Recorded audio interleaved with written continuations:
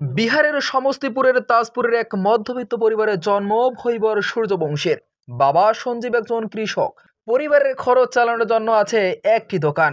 এই রকম পরিবারে পড়ালেখা আর কাজ বাদ দিয়ে ক্রিকেট খেলা এক প্রকার বিলাসিতাই। কিন্তু বাবা সঞ্জীব যে ছেলের স্বপ্ন পূরণ করতে চেয়েছেন, তাই তো ছেলের ক্রিকেট শেখার জন্য নিজের জমি বিক্রি করে দিলেন। আজ মাত্র 14 বছর 32 দিনে সেই ছেলে যখন আইপিএল এর ইতিহাসের সর্বকনিষ্ঠ সেঞ্চুরিয়ান হন, বাবার চোখে কি জল কে জানে। বিস্ময়ের ঘোর যেন কাটছেই না। চোখে যা দেখলাম তা সত্যি নাকি মায়াবী ভ্রম। মাত্র 4 বছর বয়সে বাবার হাত ধরে ক্রিকেটের হাতে খড়ি, এরপর এগিয়ে যাওয়ার গল্প। বয়স যখন 7.5, বাবা নিয়ে গেলেন পাটনার ক্রিকেট একাডেমিতে। বাড়ি থেকে ক্রিকেট একাডেমির দূরত্ব ছিল 100 কিলোমিটার। এত দূরে যাওয়া কষ্ট বই কি, কিন্তু থামলে চলবে কেন।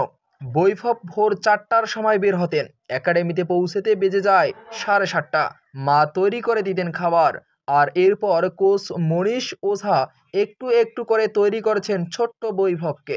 আইপিএল নিলামে 1,10,00,000 টাকায় বিক্রি হওয়া বৈভব আজ যেন কিছুটা প্রতিদান দিলেন।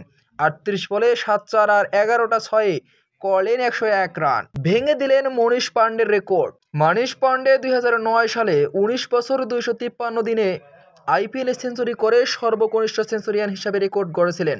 আর বৈভব সূর্যবংশী আইপিএল এর জন্ম 2008 সালে, তার জন্ম 2011 সালের 27শে মার্চ। আইপিএল জন্মের পর জন্ম নেওয়া ছেলেটা আজ 14 বছর 32 দিনে মনীষ পান্ডের রেকর্ড ভেঙে সর্বকনিষ্ঠ আইপিএল সেঞ্চুরিয়ান হিসাবে নাম লেখালেন। 30 বলে সেঞ্চুরি করে আইপিএল ইতিহাসের সবচেয়ে দ্রুত গতিতে সেঞ্চুরিয়ার রেকর্ড গড়লেন তিনি। বৈভবের সেঞ্চুরি করতে লাগলো মাত্র 35 বল। এই বিস্ময় বালক আইপিএল ইতিহাসে দ্রুতগতির সেঞ্চুরির দিক দিয়ে দ্বিতীয় অবস্থানে। এই আইপিএলে এই কিশোর গেইল রেকর্ড ভেঙে দিলেও অবাক হব না।